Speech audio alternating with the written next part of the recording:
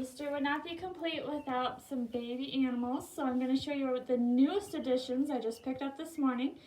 These are 2-week-old Cornish cross broiler chicks, and as you can see, they've settled in quite well, and we are looking forward to having some meat birds. I've had chickens before, but they've always been laying hens, so this will be my first attempt of actually growing chickens for butcher. And yeah, they look healthy and they're active, so, and they're not completely under the center of the light, so I think it is warm enough for them. So that, and then if you could hear a little bit of noise behind me, we also have our new bottle calves. Now these guys have been with us for about a month.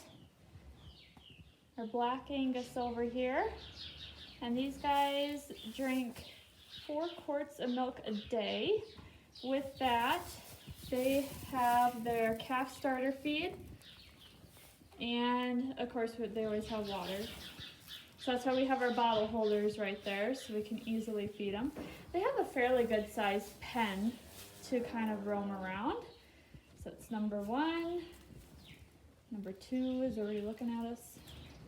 2 of them are smaller, 2 of them are bigger, so they're maybe about a week or so apart in age, maybe several days.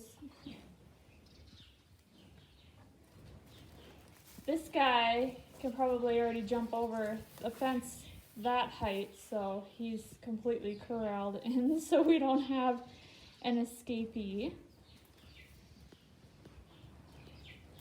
And our one on the end, he has a little bit of white on his ear. He maybe got a little frosted this past winter, but there we are.